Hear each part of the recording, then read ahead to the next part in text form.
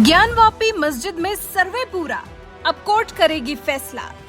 3 दिन के सर्वे की रिपोर्ट पर अब मंथन, फैसला जल्द। ज्ञानवापी परिसर में शिवलिंग या फव्वारा, क्या है सच्चाई?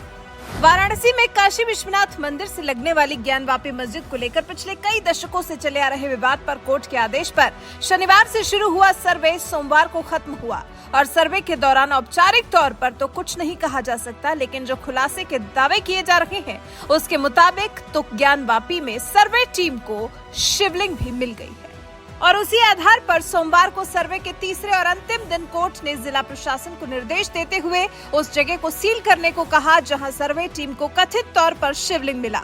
हालांकि अभी तो सर्वे की रिपोर्ट भी अदालत में पेश नहीं की गई है। सीनियर डिवीजन की अदालत में एडवोकेट कमिश्नर विशाल सिंह ने संयुक्त रूप से रिपोर्ट पेश करने के लिए 2 दिन का समय मांगा है, जिसकी एप्लीकेशन वाराणसी कोर्ट में दाखिल की जा चुकी है।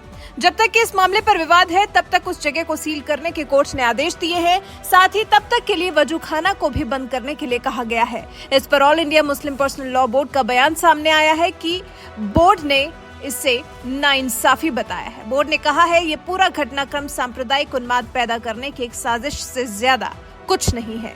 बोर्ड ने चेतावनी भरे स्वर में कहा है कि ज्ञानवापी मस्जिद मस्जिद है और मस्जिद ही रहेगी। इसको मंदिर करार देने की कोशिश सांप्रदायिक उन्माद पैदा करने की एक साजिश से ज्यादा कुछ नहीं है। ये संवैधानिक अधिकारों और कानून के खिलाफ है। वहीं मुस्लिम पर्सनल लॉ बोर्ड ने वजूखाने को बंद कराने के आदेश को ज्यादती करार दिया है। बोर्ड ने कहा है ये आदेश ज्यादती है और कानून का उल्लंघन भी है, जिसकी एक अदालत से हरगिज उम्मीद नहीं की जा सकती।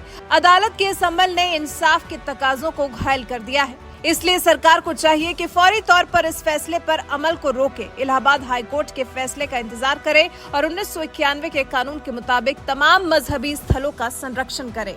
वहीं मस्जिद परिसर में जो शिवलिंग मिलने का दावा किया गया है उसके साथ दावा ये भी किया गया है कि शिवलिंग नंदी के मुंह से उत्तर 84.3 फीट की दूरी पर स्थित है, जिसके बाद उस जगह को सील करने, वजू पर रोक लगाने और मस्जिद में ज्यादा से ज्यादा 20 लोगों की नमाज पढ़ने की इजाजत की मांग की गई थी। वहीं मुस्लिम पक्ष का शिवलिंग को लेकर दावा है कि फव्वारे को शिवलिंग बताकर पूरे देश को गुमराह किया जा रहा है। इस पर हालांकि हिंदू पक्ष के विष्णु जैन का भी पक्ष सामने आया है। फव्वारे और शिवलिंग के बीच का अंतर हमें पता है। फव्वारा यदि होगा तो नीचे पूरा सिस्टम होगा पानी के निकलने का, लेकिन जिस तरह से उसका आकार है उसमें कुछ डंडियां डाली गई थी पर वो ज्यादा अंदर तक नहीं गई। तो शिवलिंग खंडित हुआ या नहीं ये तो अभी पुख्ता तौर पर नहीं बताया जा सकता, लेकिन हिंदू पक्ष की नजर में वो एक शिवलिंग है। वहीं अब इस मामले को लेकर मुस्लिम पक्ष तो सुप्रीम कोर्ट पहुंच चुका है। मुस्लिम पक्ष की तरफ से सर्वे पर रोक लगाने की मांग की गई है। तर्क दिया गया है कि सर्वे का आदेश 1991 के प्लेसेस ऑफ वर्शिप एक्ट के खिलाफ है।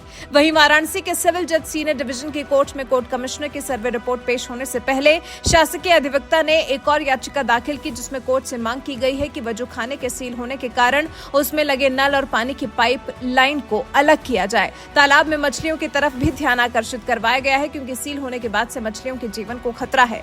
इसके अलावा सील परिसर से शौचालय को भी अलग करवाने की मांग की गई है। हालांकि अब देखना दिलचस्प होगा कि कोर्ट इस पर क्या फैसला सुनाता है। वैसे आपका इस बारे में क्या ख्याल है? आप इस बारे में क्या सोचते हैं? मस्जिद परिसर में जो मिला है उसे आप शिवलिंग मानते हैं या फिर मुस्लिम पक्ष के अनुसार आपकी नजर में भी वो एक फव्वारा है? इस पर आपके विचार हमें कमेंट कर जरूर बताएं।